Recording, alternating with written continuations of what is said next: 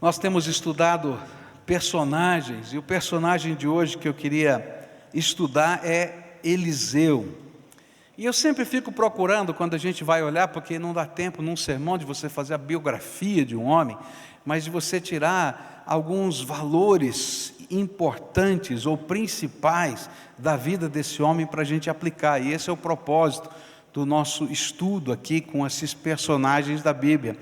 E a grande pergunta, à medida que a gente vai estudando a história, é como é que a gente pode caracterizar?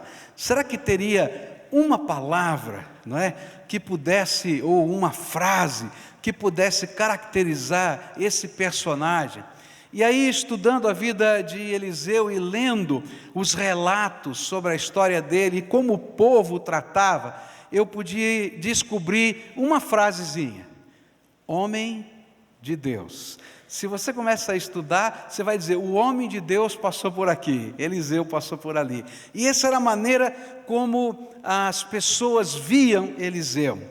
E estudando isso, e meio no contexto da Semana da Pátria, desse fórum, eu fiquei vendo os desafios que a gente tem no Brasil e no mundo, e um sentimento muito forte no meu coração veio de que a maior resposta de Deus para os desafios de um determinado tempo são homens e mulheres que Ele levanta como seus servos para aquele momento da história.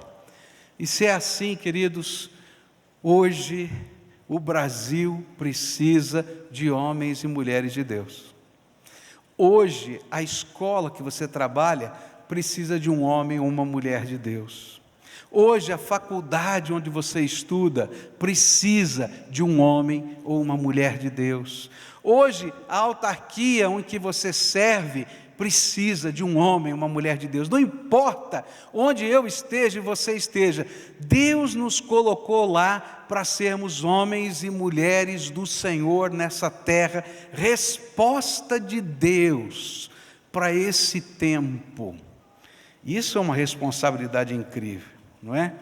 E eu queria olhar então para a história de Eliseu e pensar alguns aspectos, algumas características do homem de Deus. A gente começou a fazer hoje de manhã e a gente aprendeu uma primeira característica hoje de manhã. A primeira característica é que o homem de Deus não se acomoda com o que é bom.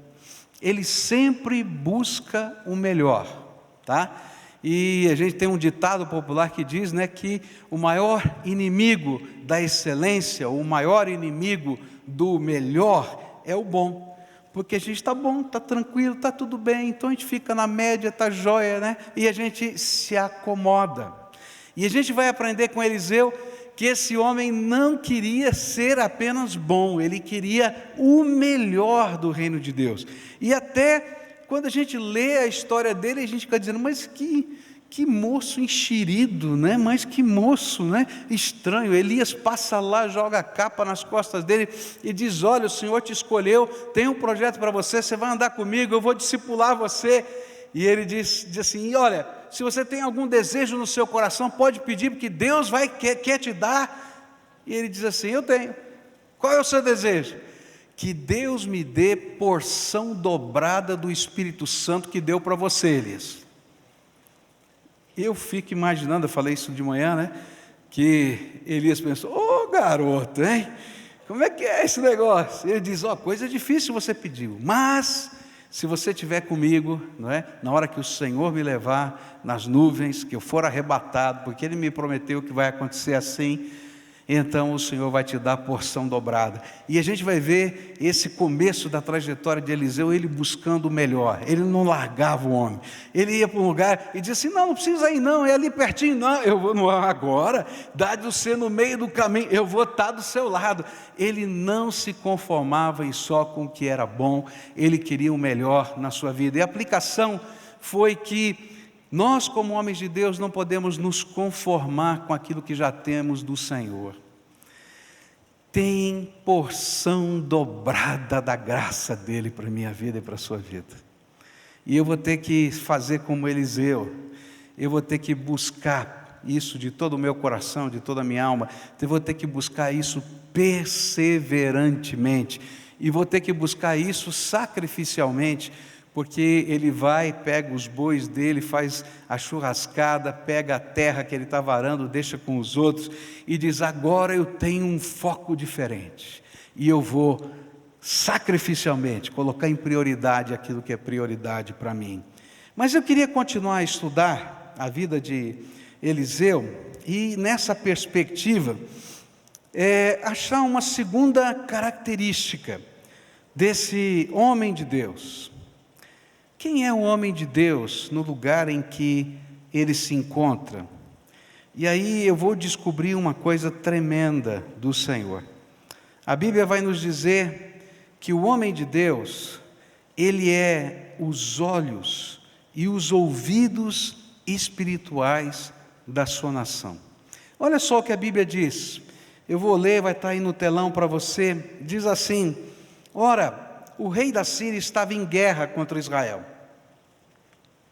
E depois de reunir-se com os seus conselheiros, disse: montarei o meu acampamento em tal lugar. Mas o homem de Deus mandava uma mensagem ao rei de Israel: evite passar por tal lugar, pois os arameus estão descendo para lá.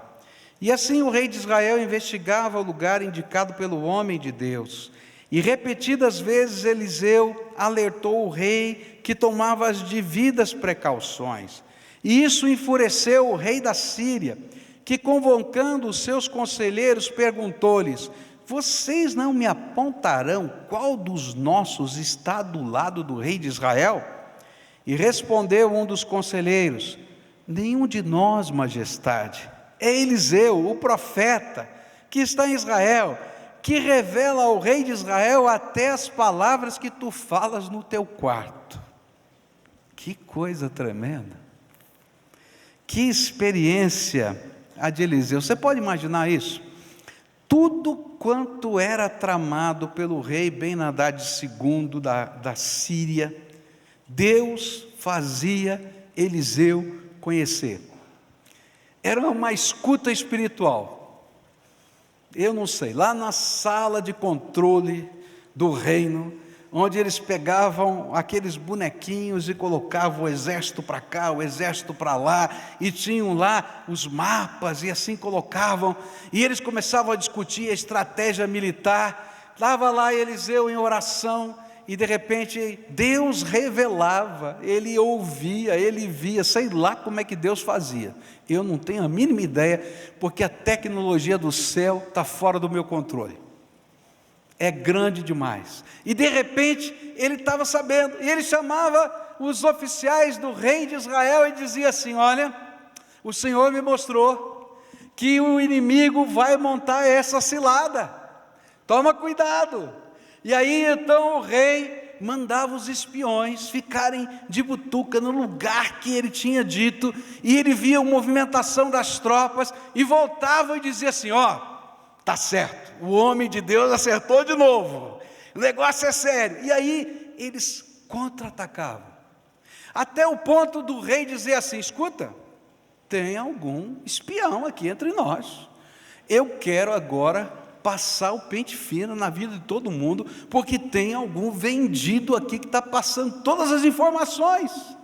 E aí nessa hora eu imagino que os generais tremeram de medo, e eles disseram assim: não, ninguém está vendido, mas tem um homem de Deus em Israel. Presta atenção nisso. Tem um homem de Deus em Israel, cheio do Espírito, que Deus usa para alertar o seu povo do que nós, seus inimigos, vamos fazer. Queridos, que coisa tremenda isso! Que coisa tremenda! O homem de Deus se torna na vida do seu povo olhos e ouvidos espirituais da nação. Ele falava o que Deus lhe mostrava, e quando ele falava o que Deus mostrava, isso era mais do que suficiente para abençoar o seu povo. Queridos, Deus coloca de maneira semelhante pessoas cheias do Espírito Santo como olhos e ouvidos espirituais em vários lugares. Queridos, Deus colocou você que é servo de Deus, como olho e ouvido espiritual para a sua casa. Sabe que é uma coisa tremenda? É quando a gente aprende o poder da oração e começa a orar em casa. Eu aprendi uma coisa tremenda: não vale a pena você se arriscar apenas colocando as conjunturas para tomar uma decisão. A gente tem que dobrar o joelho e pedir sabedoria de Deus, e Deus nos dá sabedoria, e Ele revela a sua vontade. Eu já aprendi isso na minha vida.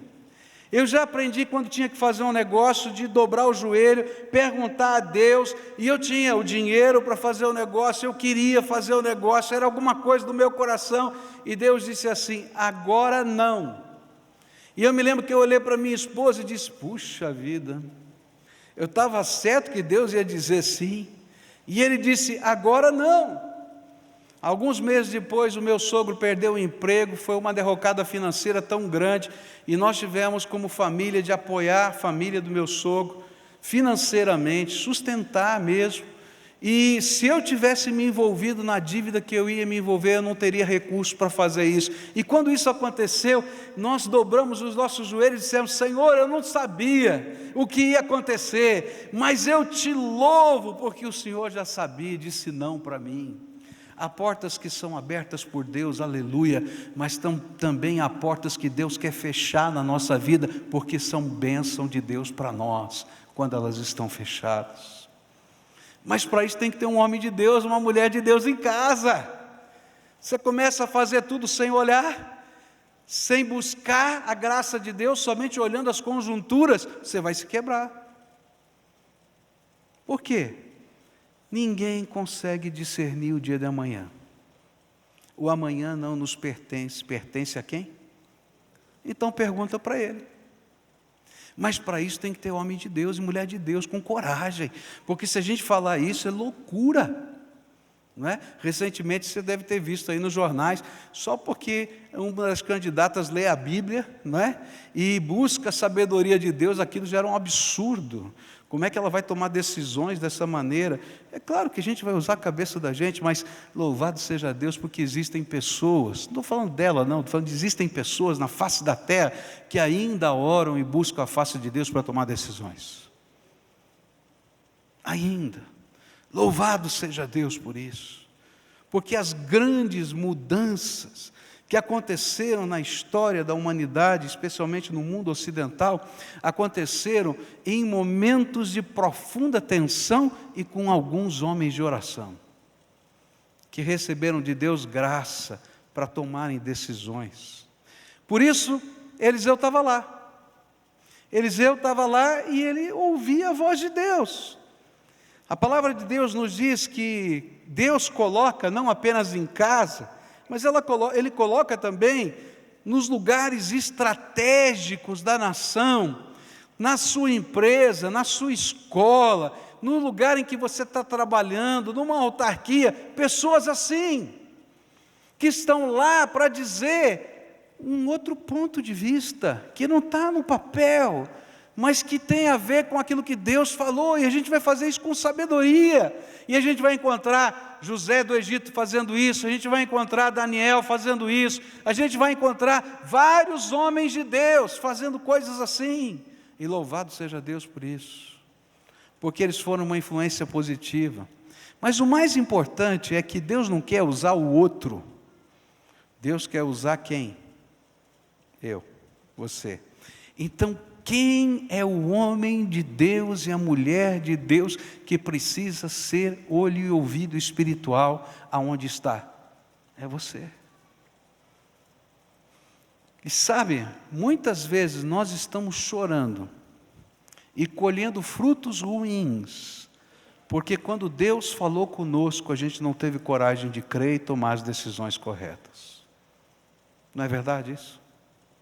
Então, lembra, Deus colocou você na tua casa, Deus colocou você na tua empresa, Deus colocou você lá no lugar, na tua célula, lá no lugar que você tem amizade, no seu condomínio, para você ser o homem de Deus. E não se envergonhe de ser homem de Deus e mulher de Deus em qualquer lugar que Deus tenha colocado você.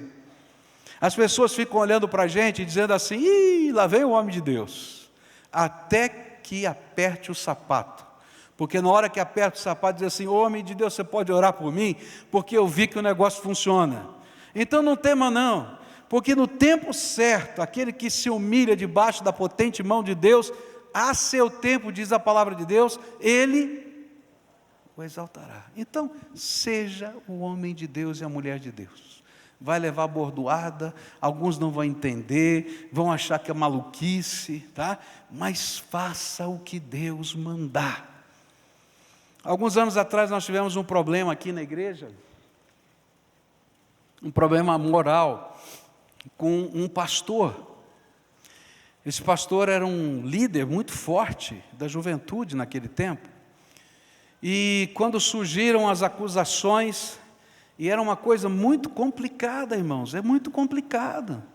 Como é que vai, um fala isso, outro fala aquilo outro, e queridos, eu nunca me senti tão impotente na minha vida. E aí eu dobrei o meu joelho e falei: Senhor, eu não tenho competência de gerir isso aqui, e Senhor, tem um perigo tão grande, essa igreja vai rachar pelo meio. Você pensou sair toda a juventude da igreja, formar uma outra igreja, aí o pai fica aqui, o filho fica lá, um fica triste de um lado, outro lado. Isso era uma estratégia satânica. E de repente eu pedi ao Senhor: Senhor, me fala, o que está acontecendo? E aí Deus falou uma coisa para mim que era muito complicada. Ele falou assim: tem pecado, mas fica quieto, eu vou revelar. Aí eu fiquei pensando: Senhor, tenha misericórdia. E aí, tem pecado, mas fica quieto, porque eu vou revelar. E eu me lembro que a coisa foi ficando complicada. Minha mulher chegava para mim: você não vai falar nada? Tem certeza? Você tem que se mexer. Ô homem, levanta. Ela quase não falou isso. Ainda bem que ela não está vendo hoje, graças a Deus, né? Assim, ela quase disse: você não tem, parece que tem sangue de barata, levanta. Eu falei: Deus me mandou ficar quieto. Eu me lembro que naquela ocasião uma comissão do corpo diaconal foi lá na minha casa dizer: pastor, o senhor tem que tomar uma atitude. E eu disse: Deus me mandou ficar quieto. Eu não podia dizer mais nada. Olha, humanamente eu estava fazendo a coisa mais errada possível, tá? Nós fomos para uma assembleia, e assembleia de igreja batista parece assembleia de condomínio. Você já foi em assembleia de condomínio?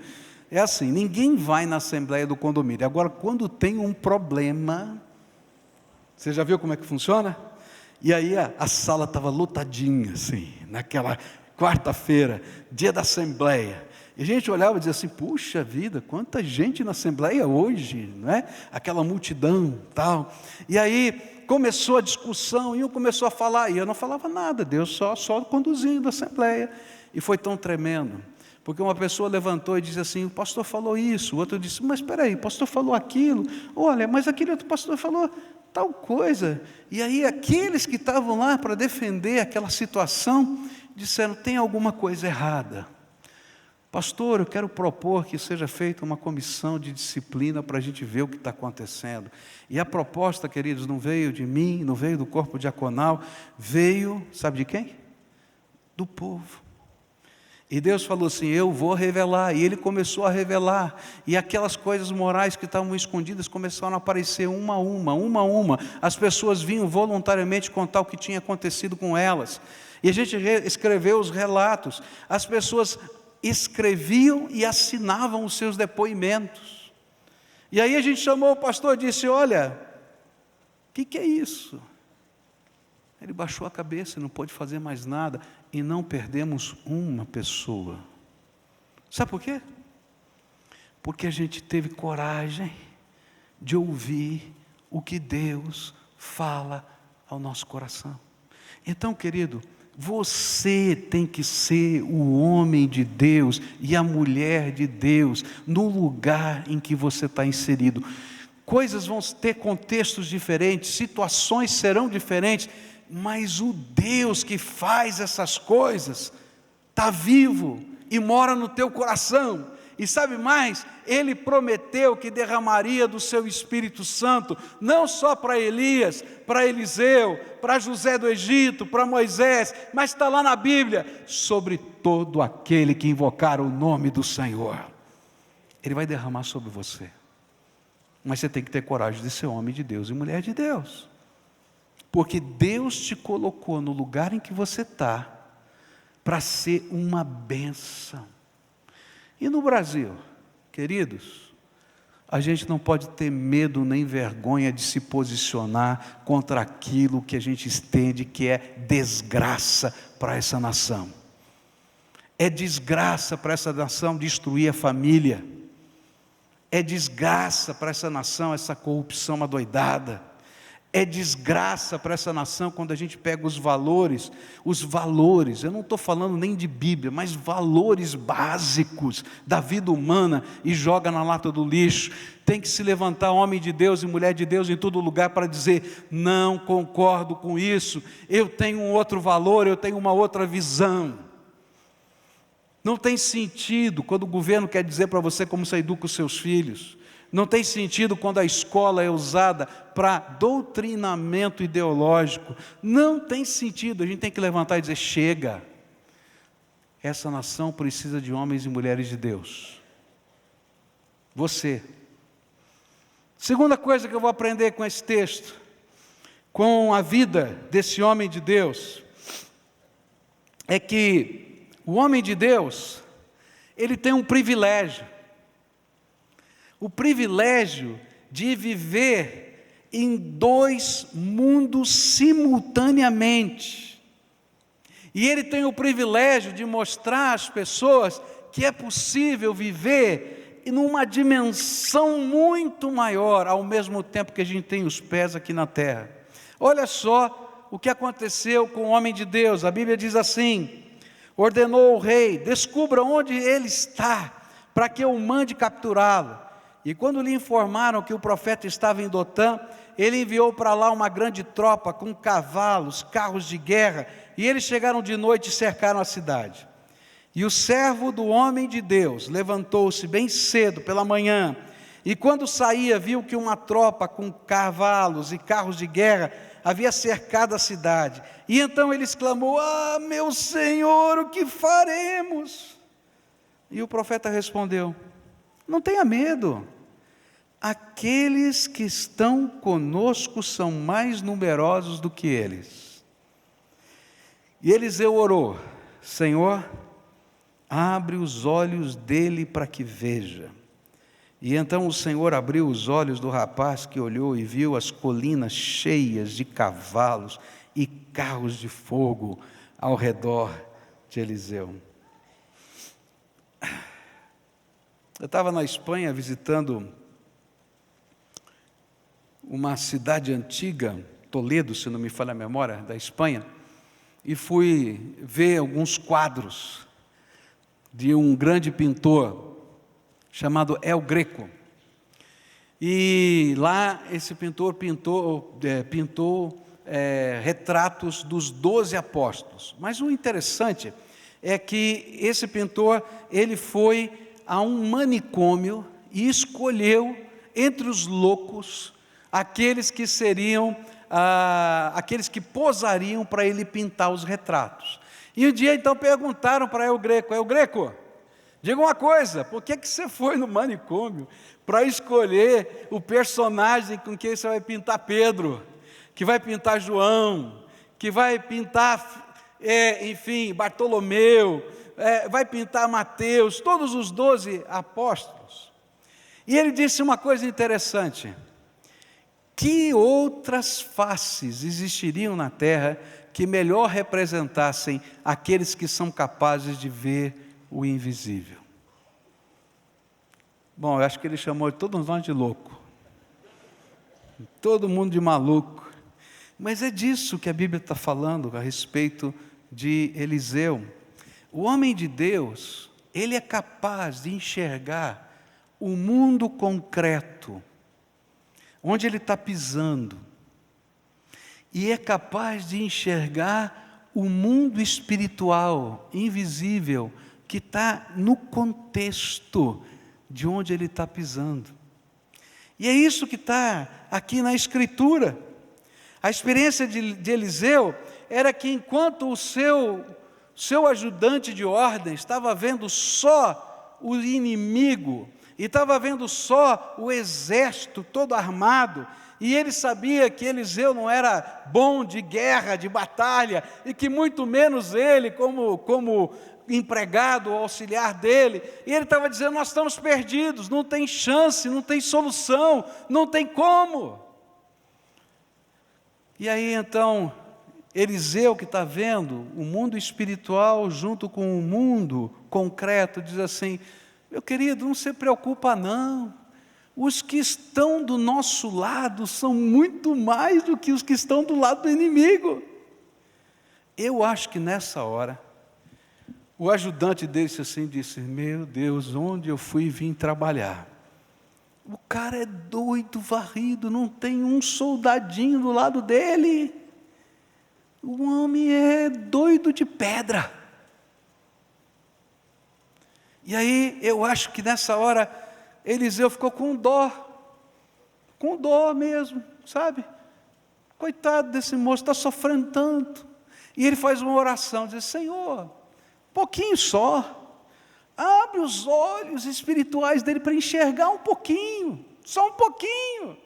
E de repente, aquele homem começa a ver as carruagens de fogo. Quem conhece um pouquinho da história do Velho Testamento sabe que essas carruagens de fogo estão ligadas com o quê? Com a ascensão de Elias. Lembra Elias que jogou a capa sobre Eliseu? E olha só o que a Bíblia diz, que no dia que Eliseu recebeu essa porção dobrada do Espírito, carruagens de fogo desceram dos céus e tomaram Elias e levaram à presença do Senhor, e ele viu com seus olhos. Olha que coisa tremenda. Deus começa a mostrar as mesmas carruagens, só que lá no tempo de Elias veio uma carruagem, mas agora ele está vendo centenas de carruagens, estão ali na montanha, e Deus está dizendo: estou aqui, meu filho. Se você achou poderoso quando eu vim buscar Elias, eu quero dizer para você que eu mandei o exército todo de uma vez. Está aqui, ó. Está aqui Miguel, está aqui os seus anjos, está aqui as carruagens de fogo, as espadas desembainhadas. É o reino de Deus invadindo a terra. E ele está em paz. Queridos, Deus não apenas revela o que está sendo dito do outro lado, e nos dá discernimento espiritual.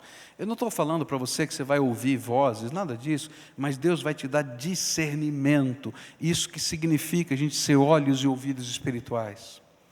Mas Deus vai te dar a realidade da batalha que está sendo vivida. Muitas vezes nós estamos perdendo batalhas porque nós não somos capazes de discernir batalhas espirituais na nossa vida. E a gente está achando que a pedagogia vai resolver, a gente está achando que a psicologia vai resolver, você está achando que talvez aquele curso que você fez de gerenciamento de conflitos vai resolver. Querido, quando isso entra dentro da tua casa, não funciona nada. Não é verdade o que eu estou falando? E porque muitas vezes dentro da nossa casa o que está acontecendo são batalhas espirituais tremendas, e que a gente precisa discernir com os olhos espirituais, mas a gente tem que estar com o pé firmado no concreto da vida, mas ao mesmo tempo com o nosso coração conectado com o céu, para que o poder do céu se revele nessa realidade concreta da terra. E queridos, isso a gente faz por meio da oração. Toda vez que você começa a orar, você conecta esses dois mundos. E olha que coisa tremenda, Hebreus 4,16 diz o seguinte: para a gente ir com ousadia, com confiança à sala do trono de Deus, porque nós temos um sumo sacerdote que intercede por nós, Jesus Cristo. E aí, queridos, a gente está aqui, vivendo essa circunstância, discernindo a batalha, sabendo o que está acontecendo, mas eu não estou sozinho, porque eu estou conectado com o Todo-Poderoso, e em nome de Jesus, coisas tremendas de Deus vão acontecer. Algumas vezes Ele vai dizer, do trono dEle, aconteça, e acabou. Algumas vezes, isso eu já fiquei discutindo com Deus, eu fico às vezes conversando com Ele, e fico assim, eu não entendo muita dinâmica, mas tudo bem, o Senhor precisa me explicar um dia para eu entender. Algumas vezes assim, eu vou mandar uns anjos. É tão interessante isso, que Moisés, Deus disse para Moisés, Moisés, eu vou mandar um anjo à frente de você. Não, negativo, eu não quero anjo, não, o Senhor vem aqui com a gente, tá? Porque quando Ele vem é mais rápido, funciona. Ele é o Todo-Poderoso, Ele é o Senhor dos céus e da terra, a palavra do seu poder cria todas as coisas. Mas às vezes Deus manda anjo, aí quando manda anjo demora um pouquinho, tá? Porque não sei, não entendo, sinceramente não sei, mas na Bíblia fala isso, né? Por exemplo, Daniel estava orando e Deus mandou um anjo, levou 21 dias para o anjo chegar. Eu não entendo, está na Bíblia. É verdade, não está? Eu não entendo, eu leio lá e falo assim, mas estranho, mas tudo bem. Tem coisas que eu não consegui discernir ainda, mas eu sei que algo de Deus está acontecendo. Agora também não entendi por que as carruagens de fogo chegaram tão rápido também. Não sei, mas chegaram, estavam lá. Deus estava intervindo, e essa é a realidade que Deus quer que a gente veja.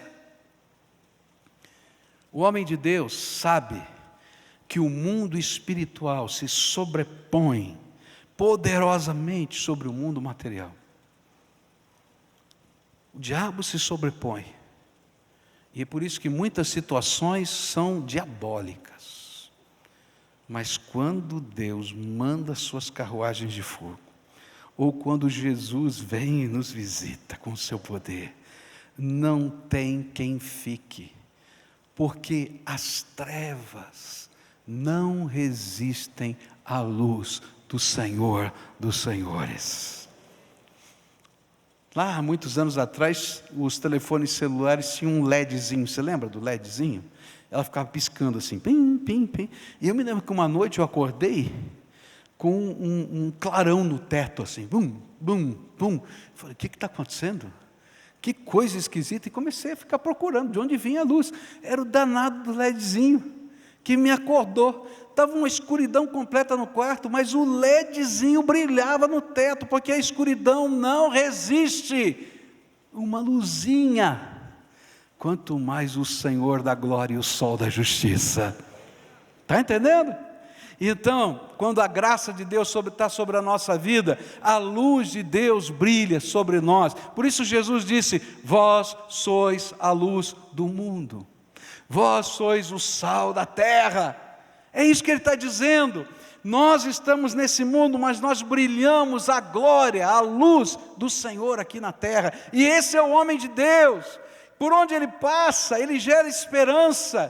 Por onde ele passa, gera transformação. Porque enquanto a gente só está vendo o que está ruim, a luz de Deus vai brilhando.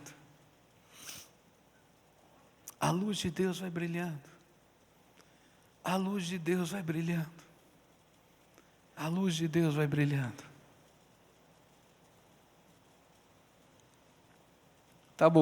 Estava lendo sobre o avivamento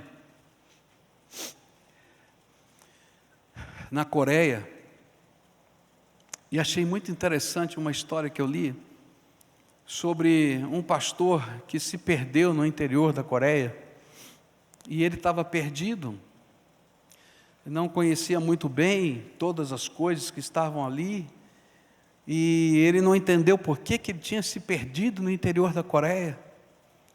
E naquele contexto ele entrou numa pequena vila, e ele começou a perguntar a Deus, por que o Senhor me trouxe aqui? O que o Senhor tem para fazer aqui? E aí o Senhor falou assim, você vai orar por um doente aqui. E ele então disse, tá bom, Senhor. Então chegou lá na aldeia e perguntou, eu estou perdido aqui, eu não sei direito onde é, tal, mas tem alguém muito doente aqui nessa aldeia? E ela diz, tem. Fica quieto que o senhor vai ouvir. E aí todo mundo ficou quietinho e dava para ouvir alguém gemendo lá longe. Olha, isso aqui é todo dia, toda noite. Todo dia, toda noite, esse gemido. Essa pessoa está sofrendo muito. Eu falei, será que você podia me levar lá? E aí ele foi levado lá. E chegou naquela casa, ele disse, olha, eu estou perdido. Eu não sei nem por que eu estou aqui, eu só sei que quando eu estava chegando aqui, Deus me falou que tinha alguém doente, que eu tinha que orar por essa pessoa. Se fosse você, eu acho que você estava com frio na barriga nessa hora, não estava? Fala a verdade, não é? Aí a pessoa disse, está aqui, está doente. E ele foi ali, se ajoelhou, colocou a mão sobre aquela cabeça e pediu, Senhor Jesus, eu não sei, mas o Senhor tem algum plano? Então abençoa esse homem. E Deus começou a operar cura naquele homem. E aquele homem que gemia, começou a ser, naquele lugar, o pregador do Evangelho. E o start do avivamento vai começando a se espalhar por aquelas aldeias. Porque Jesus está vivo e veio visitar a gente no meio das circunstâncias da vida. Queridos, essa história lá de longe, ela está perto de você, porque Jesus está vivo e está vindo visitar você, está entrando na tua casa, está entrando lá no teu trabalho, está entrando no seu dia a dia da vida, e Ele está dizendo, olha filho, eu não quero apenas que você discirna as coisas, mas eu quero que você possa trazer a realidade, trazer a percepção, abrir os olhos de pessoas, que o Senhor se importa, que o Senhor está vivo, que Ele responde às orações, que as coisas tremendas de Deus ainda acontecem, que Ele está aqui. Se for preciso, Ele vai mandar os anjos, mas o gostoso é que muitas vezes Ele vem e nos visita pessoalmente. Está entendendo? O homem de Deus é aquele que vive isso, e que por onde passa ajuda pessoas a terem os seus olhos abertos para enxergar essa realidade. Não é porque ele é poderoso, é porque aquele que ele conhece, que ele ama, que ouve as suas orações, o Todo-Poderoso, se manifesta nas nossas fraquezas. Por isso, se você estiver vivendo um momento difícil, o Senhor me mandou dizer isso para você, como aquele homem de Deus do passado disse para aquele ajudante dele. E o interessante é que às vezes a gente está tão perto das realidades espirituais, mas elas não são nossas. A gente está do lado do homem de Deus, mas não é homem de Deus. Você está entendendo o que eu estou falando? Mas o Senhor me mandou dizer para você, olha, Ele quer que você seja homem e mulher de Deus nessa terra, e Ele quer abrir os seus olhos espirituais, para você enxergar que aqueles que estão conosco são muito maiores e muito mais do que aqueles que estão contra nós. O Senhor é por você, e se Deus é por nós, você acredita nisso mesmo? Vamos dizer juntos, se Deus é por nós,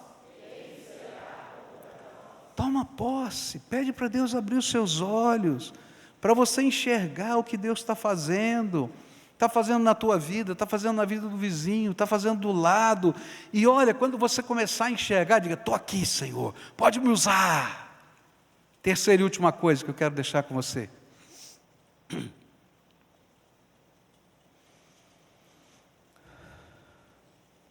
o homem de Deus,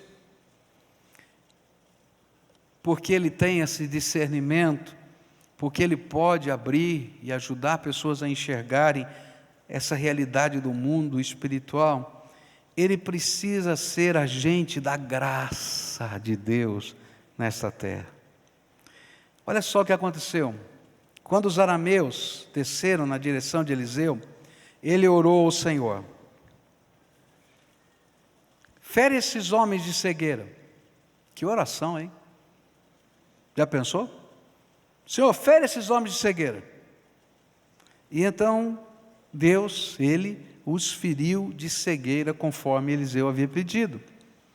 E Eliseu lhes disse: este não é o caminho, nem esta é a cidade que procuram. Sigam-me e eu os levarei ao homem que vocês estão procurando. E os guiou até a cidade de Samaria. E assim que entraram na cidade, Eliseu disse: Senhor, abre os olhos desses homens para que possam ver. E então o Senhor abriu-lhes os olhos e eles viram que estavam dentro de Samaria. E quando o rei de Israel os viu, perguntou a Eliseu: devo matá-los, meu pai, devo matá-los? E ele respondeu: não. O rei costuma matar prisioneiros que captura com a espada e o arco? Ordeno que lhes sirvam comida e bebida, e deixe que voltem ao seu senhor. E então o rei preparou-lhes um grande banquete, e terminando eles de comer e beber, mandou-os de volta para o seu senhor. E assim as tropas da Síria pararam de invadir o território de Israel. É interessante porque a cegueira que ele pediu não era a cegueira de que eles não pudessem enxergar nada, é que eles não pudessem ter discernimento, que eles vissem, mas não enxergassem. E queridos, tem muita gente vivendo cegueira, veem as coisas do seu lado, mas não são capazes de enxergar o que está acontecendo na sua vida. São capazes de dizer os números, são capazes de dizer os fatos, mas não discernem os sentimentos, não discernem o que está acontecendo no dia a dia deles, não discernem o que está acontecendo na sua casa. Então, se você está vivendo cegueira, a oração tem que ser ao contrário: Senhor, abre os meus olhos. Mas nesse caso a oração foi cega, impede que eles tenham discernimento. Chega lá Eliseu, eles estavam procurando Eliseu, e o Eliseu era uma figura assim, meio emblemática. Ele usava roupas de profeta, ele era careca, tá? Então, diz assim, ó, você está procurando um homem careca, e aparece um homem com roupa de profeta, careca, tá? E careca não tem jeito, a gente sabe que é careca, né? Então está lá, ele chega lá e diz assim: o que está acontecendo? Não, nós estamos procurando a cidade tal, Dotã, e nós estamos procurando Eliseu. Ele disse assim: não tem problema, eu vou levar vocês, deixe comigo. E aí ele começa a caminhar na frente, e o exército atrás. Olha a cena, o profeta perseguido, ele vai levando esses homens, e eles nem enxergam que eles vão se tornar prisioneiros. Eles tinham vindo para prender o homem, ele está sozinho, não tem arma, não tem nada. Mas o que é que tinha do lado dele? As carruagens de fogo do Senhor. E eles vão caminhando. Eles entram numa grande cidade fortificada, que era a capital do Reino do Norte, Samaria. Eu fui lá visitar esse lugar. As ruínas existem até hoje. Era uma grande cidade fortificada, tinha muros em volta. Eles entram nos muros. Queridos, toda cidade fortificada que tem muros, naquele tempo tinha exército dentro. E eles não percebem. E quando eles chegam lá, ele faz outra oração. Nessa hora, fecharam a porta da cidade. Todos os soldados lá, eu imagino os arqueiros assim, escondidos, imagino os cavaleiros ali, está tudo lá, eles não estão vendo. E de repente ele olha assim: Senhor, abre os olhos dos homens aqui. E aí ele começa a dizer: onde é que nós estamos? E aí um ajudante de ordem diz assim: eu acho que aqui é Samaria. Ali está o rei de Israel, ali está todo mundo aqui, e nós estamos perdidos. E agora, como é que vai ser? E aí o rei chega daquele jeitão humano assim, né? Quando você tem um cara que fez mal, muito mal para você, dizer: é agora, é hoje. E ele diz assim: profeta, homem de Deus, deixa eu matar cada um deles, deixa agora. E qual foi a resposta? Não. Não. O que é que você vai fazer? Então o que eu faço? Olha só a palavra do homem de Deus. Olha que palavra. Você vai fazer o melhor banquete. O melhor banquete. E vai servir para esses soldados. Queridos, quando eu vejo essa cena, é impossível não lembrar do Salmo 23. Preparas uma mesa diante de mim, na presença dos meus inimigos. Unge a minha cabeça com óleo, e o teu cálice transborda. E aí, o profeta vai nos ensinar uma coisa tremenda sobre o que significa ser homem de Deus. O homem de Deus é instrumento de Deus para derramar graça nessa terra. É instrumento de levar perdão, é instrumento de levar misericórdia, é instrumento de levar reconciliação. E sabe, é tão tremendo isso, que aqueles soldados se levantam, e o rei diz: agora que vocês comeram bem, e que Deus salvou a vida de vocês, voltem para o seu senhor, para o rei Ben-Hadad II, e contem para ele tudo que Deus fez para vocês. E quando eles voltaram, o temor do Senhor se espalhou pelo país da Síria, dizendo: há um Deus todo-poderoso em Israel. E quem pode lutar contra o Deus todo-poderoso? E daquele dia em diante a guerra terminou, porque o temor do Senhor chegou no coração das pessoas. Eles não se converteram, mas eles entenderam que há um Deus todo-poderoso, porque havia naquele lugar um homem de Deus. Por isso, querido, quando você estiver lá na tua família, você tem que ser um instrumento de perdão. Tem algum membro da família com quem você tem um problema que não foi resolvido ainda? Pastor, vamos mudar de assunto? Está na hora de ir lá, dar um beijo, um abraço e dizer: olha, você faz parte da nossa história. Eu não quero que os meus filhos e os seus filhos não possam conviver como família. Porque o homem de Deus está cheio de graça. Cheio de graça. Eu me lembro de uns anos atrás que uma família começou a frequentar a igreja e no Dia das Mães, era uma das primeiras vezes, acho que segunda, terceira semana, no Dia das Mães, eles estavam lá no culto, no da manhã, e Deus começou a falar no coração deles, e eu falei muito sobre família e perdão. E quando terminou o culto, um olhou para o outro, porque eles não visitavam a mãe do marido há alguns anos. E a família do marido não via os netinhos há alguns anos, por causa de uma briga de família. E quando terminou aquilo, o Espírito Santo constrangeu profundamente. E eles disseram assim: vamos visitar minha mãe. E a mulher disse: vamos visitar sua mãe. Mas como é que a gente vai chegar lá? Ele falou: bom, eu tenho uma estratégia. Qual é a estratégia? A gente passa num lugar, compra alguma coisa para comer, porque é Dia das Mães, a gente vai, a gente coloca os netinhos na frente e toca a campainha. A estratégia foi boa, você não acha? Tá? E aí aconteceu exatamente, chegaram com os pratos na mão, os netinhos na frente, Dia das Mães, toca a campainha, abre a porta, olham, vovó, tá. E assim foi, a tarde toda. Quando chegou no final da tarde, eles estavam indo embora, papai e mamãe daquele senhor perguntaram: o que aconteceu para vocês virem aqui hoje?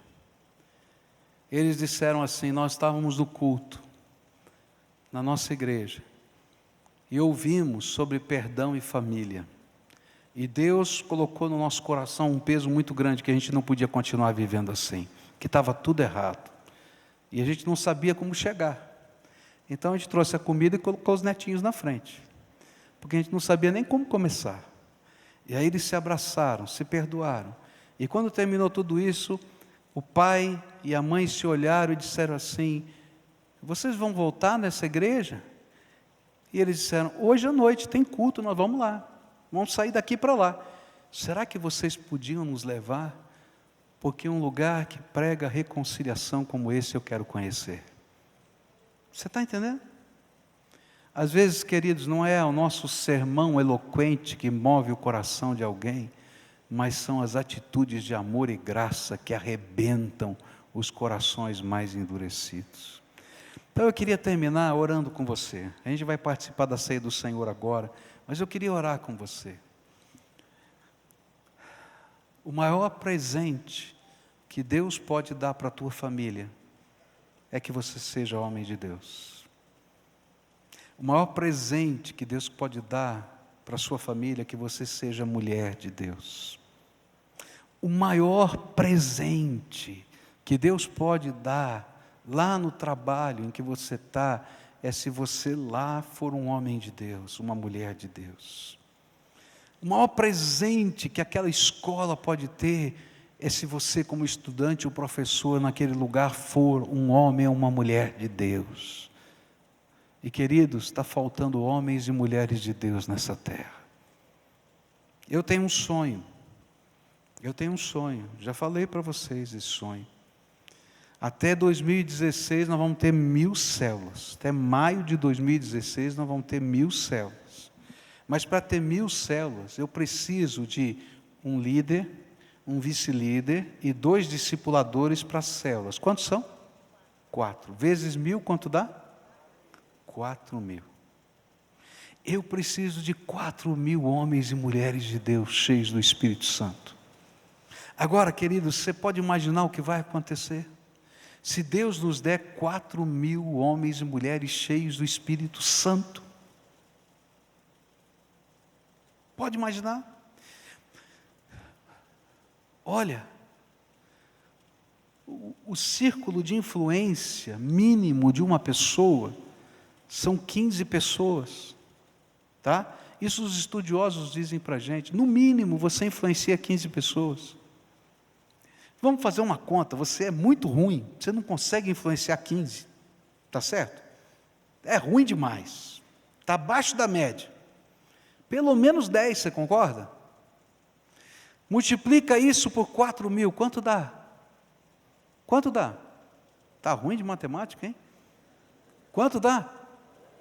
40.000.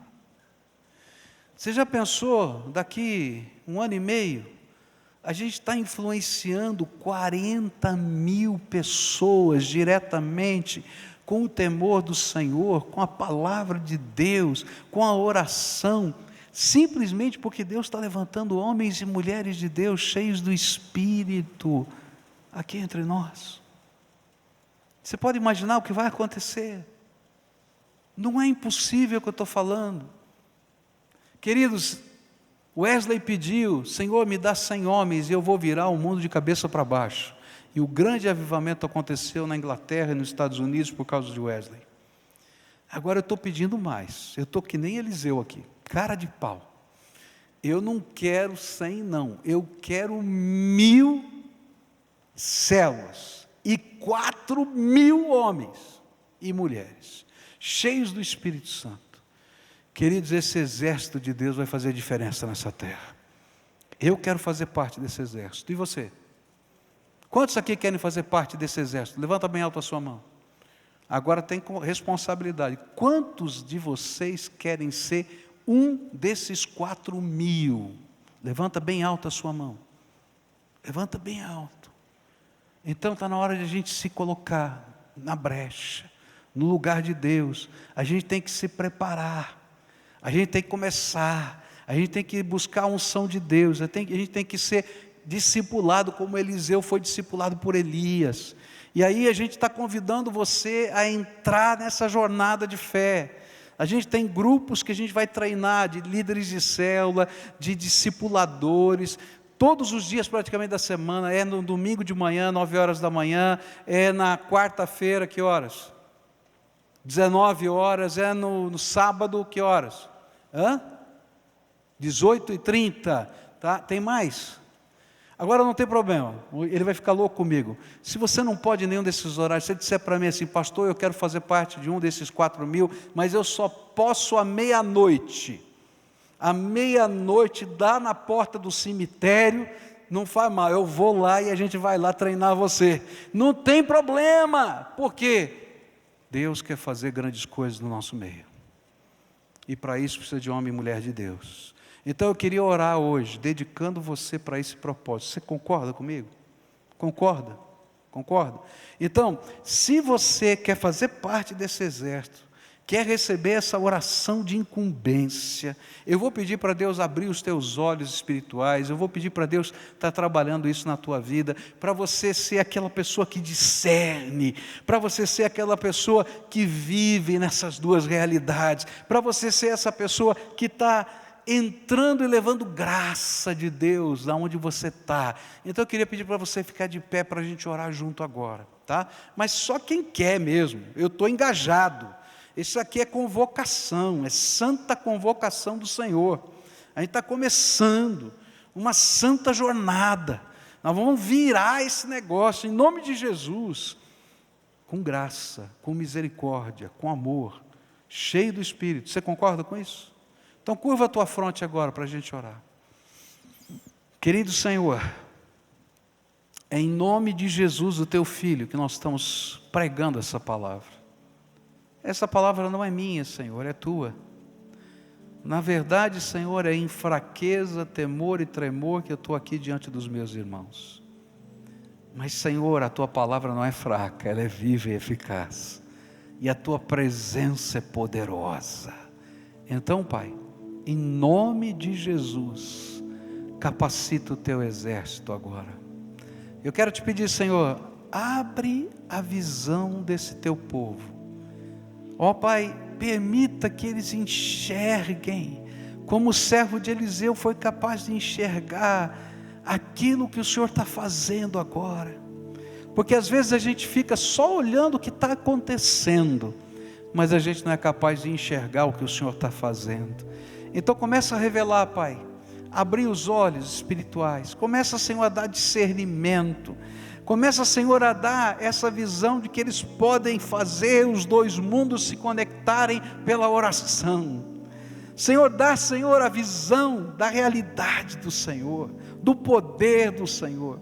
Ó Pai, eu me lembro do apóstolo Paulo, orando lá no livro de Efésios, no capítulo 1, a partir do verso 15, e o Senhor usa aquele homem cheio do Espírito para orar, que o Senhor desse espírito de revelação aos teus filhos, da grandeza de Jesus, do poder de Jesus, da autoridade de Jesus, do reino de Jesus. Ah, Senhor, abre os olhos espirituais, porque revelação é isso, quando o Senhor abre os olhos espirituais. Ó Senhor, eu quero orar aquele trechinho da palavra lá em Efésios. Senhor, dá revelação do teu Espírito para esses teus filhos, para que quando eles entrem em casa, eles não vejam apenas os móveis, as crianças correndo, mas eles vejam, Senhor, o que o Senhor quer fazer naquele lugar, o que o Senhor já começou a fazer, as batalhas que estão acontecendo, as estratégias de Satanás e os carruagens de fogo do Senhor ao redor deles. Ah, Pai, quando eles saírem daqui a pouquinho, que o Senhor dê a eles, Senhor, a visão e a sabedoria, de onde quer que eles estejam, serem homens e mulheres do Senhor. Ó Pai, agentes da graça, agentes do perdão, da misericórdia, da tua força. Se tiver alguém assim aqui, Senhor, que está brigado, tem um inimigo, ó Pai, começa levando essa pessoa para a restauração. Eu não sei como, Pai, quebranta o coração endurecido e leva para ele ser o iniciador da misericórdia, assim como o homem de Deus foi o iniciador da misericórdia, e houve paz em Israel. Ó Pai, que assim aconteça. Ó Pai, nós temos um sonho como igreja, nós queremos ter até 2016 1.000 células aqui funcionando, e para isso, Pai, eu preciso de 4.000 homens e mulheres cheios do Espírito Santo, para que possam liderar essas 1.000 células. E eu quero, Senhor, apresentar esses que estão em pé, porque eles estão dizendo: estou aqui, Senhor, estou aqui, Senhor, estou aqui, Senhor. Eu não sei quantos tem aqui, mas tem uma multidão aqui, Senhor. Grande parte desse alvo está aqui. Então, Pai, eu quero te pedir agora, começa a dar graça para que eles comecem a trabalhar. Coloca, Senhor, um sentimento de inquietação santa. Eu não posso esperar. Tem gente morrendo sem Jesus. Tem gente sofrendo porque precisa de oração. Tem gente que não consegue enxergar porque os olhos não foram abertos. E o Senhor me colocou aqui. E, ó Pai, que essa santa inquietação se transforme num santo movimento de fé. Ó Pai, eu sei que a gente precisa estruturar, que a gente tem que organizar, que a gente tem que ajudar. Mas, Senhor, quando o Senhor faz, quando o Senhor faz, ninguém detém. Ó Pai, como diz aquele hino antigo, ninguém detém, é obra santa, que assim aconteça aqui entre nós, que nada nem ninguém detenha a obra santa que o Senhor quer fazer aqui, em nome de Jesus. Então, Senhor, começa a capacitar, começa a chamar para perto, que eles estejam se envolvendo no discipulado, que eles estejam dizendo: olha, precisa de mais um grupo para nos discipular, porque nós estamos preparados, nós queremos, e que, Senhor, seja um mover do Teu Espírito que redunde em graça, misericórdia, salvação, cura, transformação, que só Jesus pode dar. Escuta, Deus, o meu clamor. Escuta, Senhor, o clamor do Teu povo. Escuta, Deus, escuta. E começa a revelar. E que essa semana seja semana de revelação. Que o Senhor comece a colocar sonhos. Que o Senhor comece a ter percepção, que quando a gente entrar num lugar e o Senhor tem uma obra para ser feita naquele lugar, o Teu Espírito diga: filho, abre os teus olhos, olha para cá, eu coloquei o meu coração nesse lugar, vem comigo. Ah, Senhor, começa esse santo movimento, começa agora, Senhor, dando-nos discernimento, e que comece, Senhor, na nossa família, porque às vezes, Senhor, a gente está tão envolvido com tanta coisa que não ensina os nossos filhos a orarem, e eles nunca nos veem orando. Ah, Pai, que eles possam perceber a grandeza do Teu Espírito através das coisas maravilhosas do Senhor dentro da nossa casa. Faz isso, Senhor. É aquilo que eu oro em nome de Jesus. Amém e amém. Ainda em pé, a gente vai cantar. Você concorda comigo? Grandes coisas, dá para a gente cantar? Vamos mudar um pouquinho, vamos, grandes coisas. Enquanto você canta grandes coisas, os diáconos vão vir aqui, tá? E vão se preparar para distribuir a ceia. E eu queria convidar você a não sair agora. A gente vai celebrar a ceia do Senhor. E eu disse pela manhã, quero dizer hoje à noite, que hoje, nessa celebração da ceia, seja o divisor da água, antes e depois. Nós temos um pacto, nós temos uma missão, Deus tem um propósito. E vai fazer grandes coisas no nosso meio.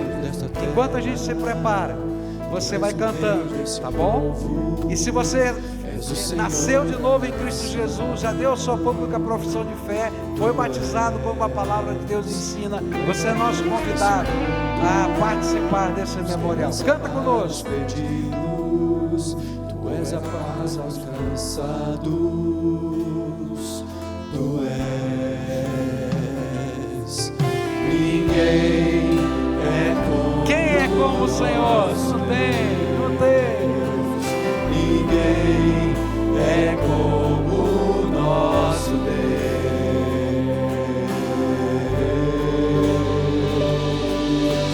Grandes coisas estão por vir, grandes coisas vão acontecer neste lugar.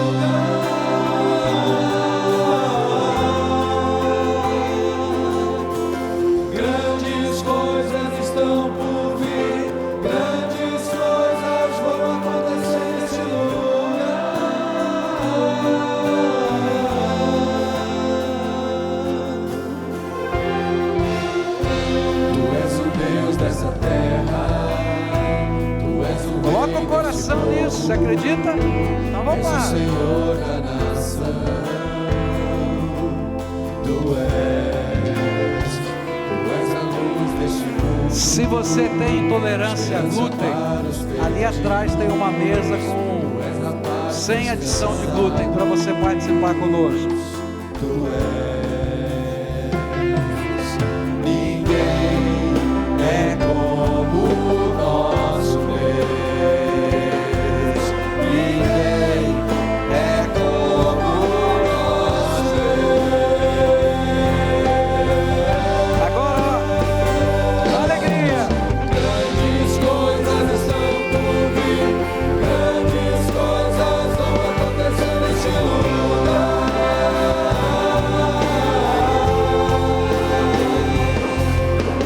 Grandes coisas estão por vir, grandes coisas vão acontecer neste lugar.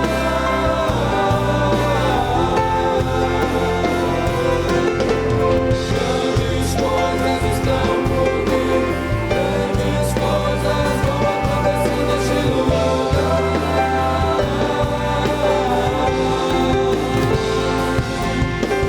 Grandes coisas estão por vir, grandes coisas vão acontecer aqui.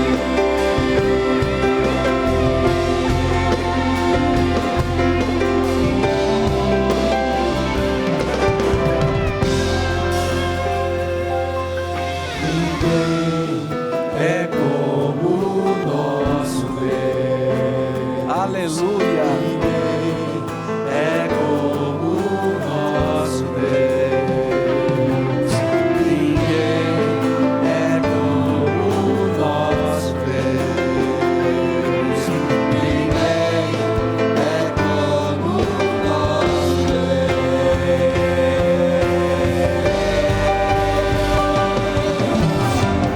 Grandes coisas estão por vir, grandes coisas vão acontecer neste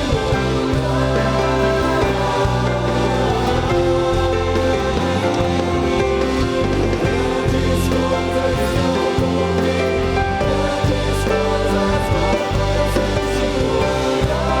coisas estão por vir, grandes coisas vão acontecer neste Grandes coisas estão por vir, grandes coisas vão acontecer nesse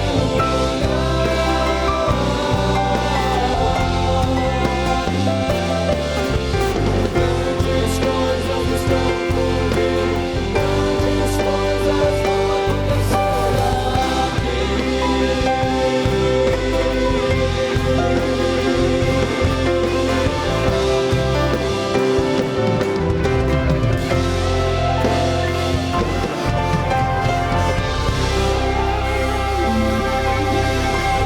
Amém? Aleluia!